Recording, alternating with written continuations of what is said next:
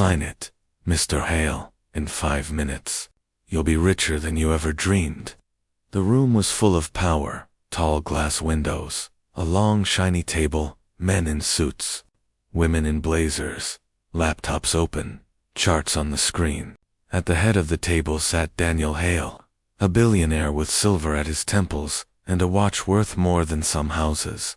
Everyone was watching him. On the wall, a huge slide showed a logo, Titan Core plus Noveg, the future of tech. This was the deal of the year. Titan Core, Daniel's company, was about to merge with Noveg, a fast-growing company run by charming investor Victor Cross. Reporters were waiting outside. News channels were ready. Next to Daniel stood his lawyer, Mr. Blake, smiling like a man who had already counted his bonus. "Everything is clean," Blake said. "We checked the terms 3 times. All standard. All safe." Victor Cross leaned back in his chair, tan and perfect, his white teeth bright. "Come on, Daniel," Victor said smoothly. "Don't be shy. We both know this is history." The board members murmured in agreement. Some clapped softly. Someone said, "To the future." Too early, and on the side of the room, holding a silver tray of coffee cups, stood Amara. She was a black waitress, hair tied back, wearing a simple black and white uniform with the Titan Core catering badge.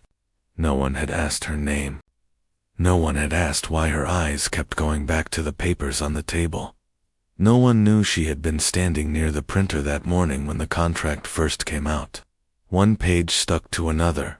No one knew she had seen a logo printed at the bottom of a hidden page, a logo she would never forget.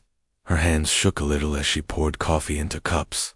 Her heart beat faster with every word Victor said. He sounded just like the man who had sat in her parents' living room when she was 12 years old. Same smile, same soft promises, same kind of contract on the table. "Your family will never worry again." That man had lied. 3 months later, they lost everything. Now Amara looked at the contract next to Daniel's hand. The bottom corner of one page had slid out just enough for her to see the tiny print, page 17 of 19, but the stack on the table looked thinner than 19 pages.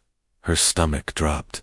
Her father had missed just 1 page to dot. Daniel picked up the pen. Cameras flashed. A few board members smiled like wolves. "Ladies and gentlemen," Daniel said, "this is the beginning of." Amara's mouth opened before her brain could stop it. She didn't plan a speech. She didn't plan anything. 3 small words jumped out of her like a scream from her heart. "Sir, don't sign." The whole room froze. The billionaire's pen stopped in midair, and every powerful eye in the room turned to look at the black waitress who dared to speak. For a long, heavy second, no one said a thing. You could hear the soft buzz of the air conditioner. Someone's chair creaked. A pen rolled and fell off the table. Mr. Blake, the lawyer, was the first to move. He turned slowly, his smile gone. "What did you say?" he asked, his voice tight. Amara's throat felt dry, but the words were already out. She couldn't pull them back. She took a shaky breath. "I said, sir, don't sign." A few board members scoffed. Someone in the back muttered, "This is ridiculous." One woman whispered, "Is she insane?" Victor Cross laughed, but there was a hard edge under the sound. "Daniel," he said, "you let your waitstaff stop billion-dollar deals now. That's new." One of the security guards stepped quietly toward Amara. "Ma'am, you can't speak during the meeting," he said. "Please step out." Daniel raised a hand. "Wait," he said. His voice was calm, but his eyes were curious now. He looked at Amara properly for the first time. She was breathing fast, clutching the coffee tray like a shield, but her eyes did not look away from his. "Why?" Daniel asked. "Why did you say that?" Mr. Blake shook his head. "This is a waste of time," he said. "She's staff. She has no idea what this contract is. Let's focus." Amara cut in, her voice low but clear. "There are pages missing," she said. "That got them." "What?" asked one of the board members. Misk, you don't know how contracts work, Blake began. I know what it looks like when a page is missing, Amara snapped, the memory of her father's shaking hands flashing in her head. I saw it the day my parents lost our house. Her words hit the room like a slap. Victor's smile faltered. Daniel frowned. Explain, he said. Amara swallowed. This morning, she said, I was refilling the paper tray by the main printer. A big contract came out. I saw the Titan Core logo. And another one. She glanced at Victor. Of Edge, she pointed at the contract on the table. I saw a page with a different footer, she continued. A name at the bottom. Silverline Holdings. And page 17 of 19. But the stack that came here, it's thinner, and I only see page 15 of 17 on top there. A few heads turned toward the contract. One of the board members pulled it closer and flipped the corner. Page 14, 15, 16, 17, he said, just like we saw earlier. Amara shook her head. That's not the same 17 I saw, she whispered. I remember the logo. Silverline Holdings took everything from my family. They hide inside other deals. Day enough. Victor's voice was sharp now. This is crazy. Daniel, I'm sorry, your staff is, emotionally, but we have a schedule. Sign the deal. Security took another step toward Amara. She could leave now, keep her job, pretend she had never seen anything, or she could say the thing she had never dared to say. To the man who ruined her parents. She lifted her chin. Silverline Holdings stole my father's company, she said, loud enough for everyone to hear. They used missing pages to do it, and if you don't check, they'll steal yours too. Daniel's fingers tightened around the pen. He looked at Victor, then at Blake, then at the board. Finally, he looked back at Amara. Bring me the original print from this morning, he ordered. Now, everyone started moving at once, and for the first time, the room was no longer controlled by the billionaire's lawyer, or the smiling investor. It was controlled by the truth of 3 small, unwanted words. The assistant hurried out of the room. The door closed behind him with a soft click. Inside, the air felt heavy. Victor Cross smoothed his tie. Daniel, he said, come on. This is childish. Are you really going to let a waitress delay a historic deal because she remembers some random page? Mr. Blake nodded quickly. Ellie Daniel, we already scanned this contract. We checked it. Apex Legal reviewed it too. The terms are aggressive, but normal. These accusations are emotional, not professional. Daniel didn't answer. He was watching Amara. She stood near the wall now, the tray still in her hands, shoulders tight. She looked like she wanted to disappear and run at the same time. How old were you? He asked softly. When your family lost their company. Amara blinked. 12, she whispered. I watched my dad sign. I brought him tea. I remember the man across the table smiling. He said, just sign, Mr. Brooks. It's all standard.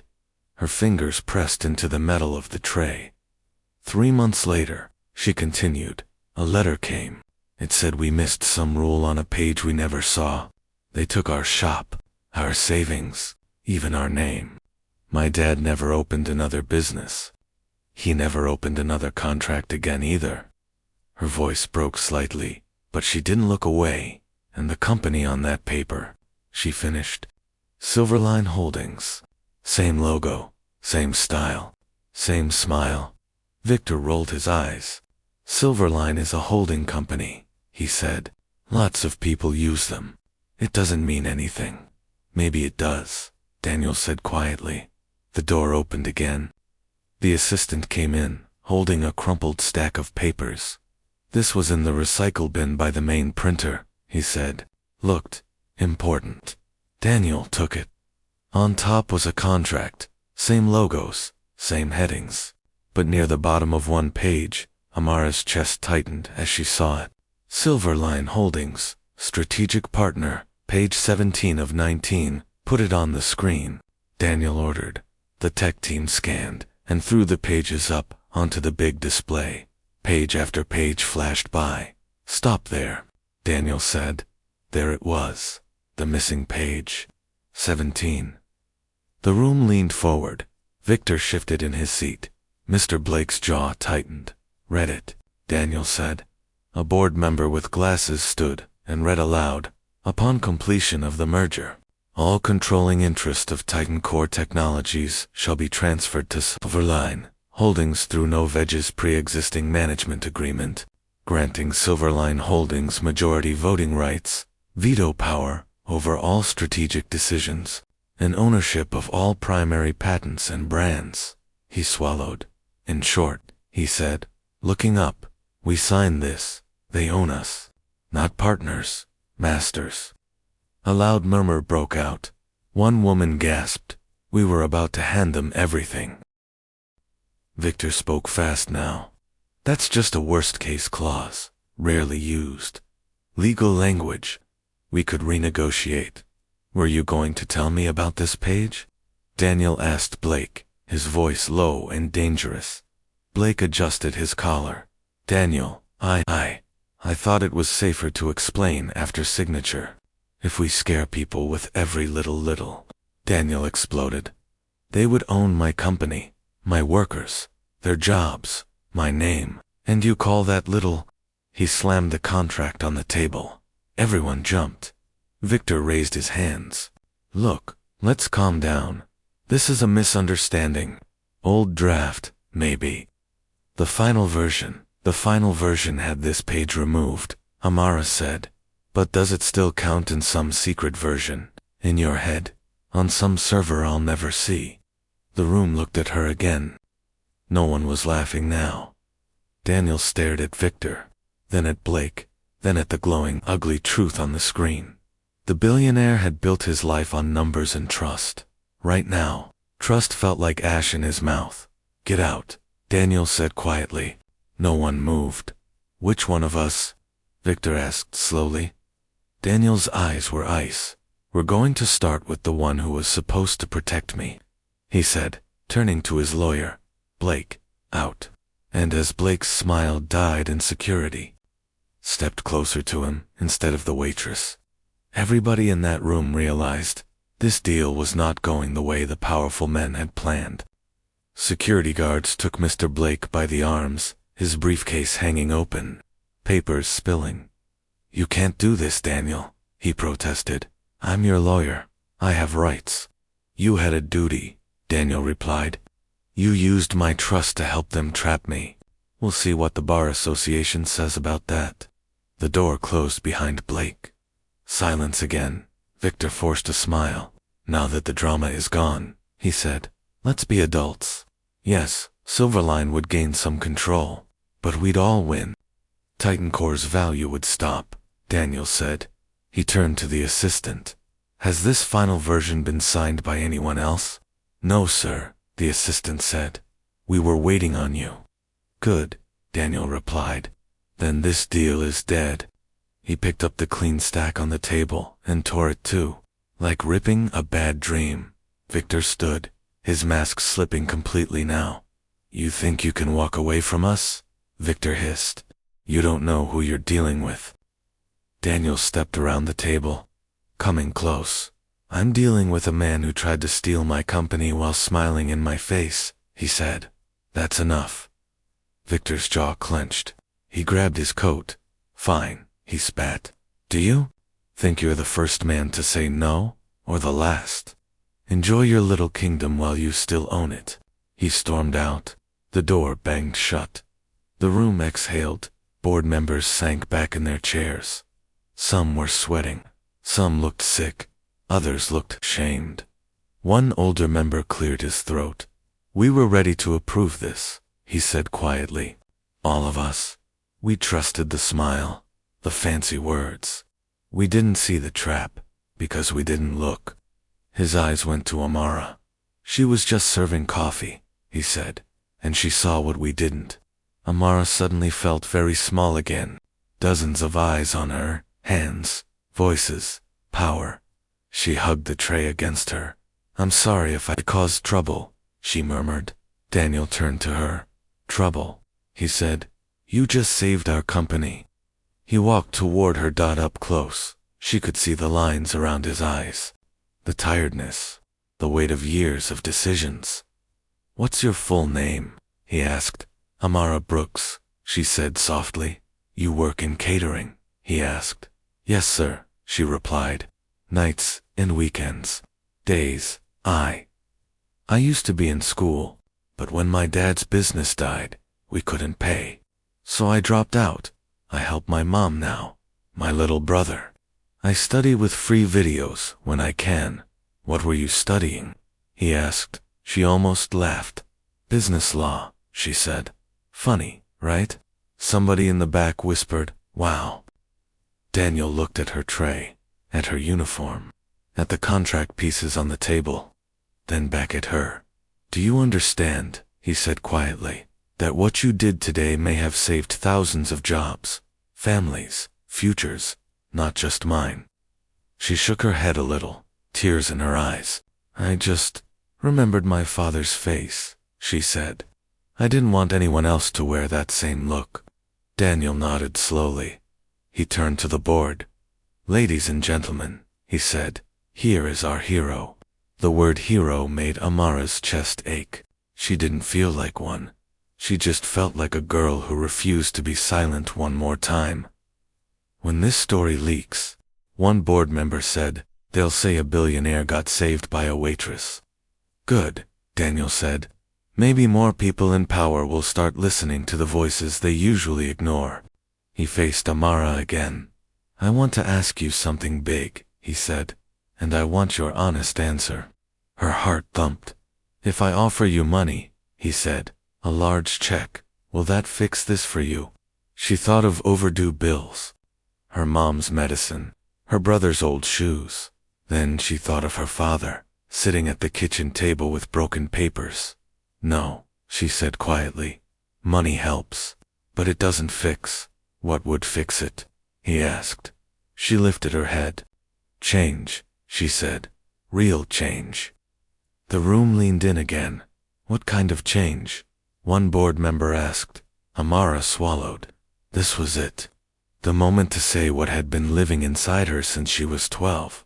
I want you to use your power, she said, looking at Daniel, to stop people like Silverline from doing this to anyone else. Not just big companies, small ones too. People like my dad. She looked around the table. You all sit in rooms like this, she said, with screens and lawyers and charts. But the people who sign your contracts, they sit at kitchen tables. They don't have teams. They have kids, dreams, and fear. Her voice shook, but she kept going. They don't need more fine print, she said. They need clear words, fair deals. Someone on their side. A quiet fell. Board members shifted, some uncomfortable, some thoughtful. Daniel's face changed. Some old softness woke up behind his eyes. Go on, he said, and Amara took a breath. If you really want to fix this for me, help me finish what I started. Help me go back to school, law school, so I can become the person I needed in that living room years ago. Her cheeks burned. It felt too big, too bold. But she had already said don't sign to a billionaire in front of cameras. Maybe nothing was too bold anymore. Daniel was silent for a moment. Amara, he said at last, consider it done. She blinked. What? He smiled, not the sharp lawyer smile she had learned to fear, but something warmer. One, he said, counting on his fingers.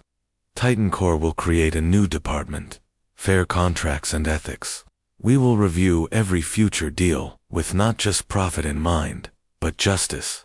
And we will offer a free, simple language contract review service online for small businesses, showing them what their papers really say. Gasps, murmurs, surprise. 2, he continued. We will start a fund to help families and small businesses already hurt by companies like legal help, emergency support. Your father's story will not repeat if we can help it. Amara's eyes filled. And 3, he said, we will give you a full scholarship. Tuition, books, living support. You will work part-time in this new department while you study. When you graduate, your job here will be waiting. Not as a waitress, as a lawyer.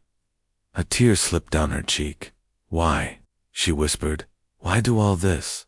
You don't owe me that much. Yes, he said softly. I do. Not just you. People like you. We built our world on the backs of people we never looked at twice. That ends today. One of the board members stood up. I vote yes, she said, to all of it. I second, said another. Hands went up around the table. Motion carried, someone announced. It felt like a different kind of signing. Later, as the room emptied, Daniel walked with Amara toward the door. There's one more thing, he said.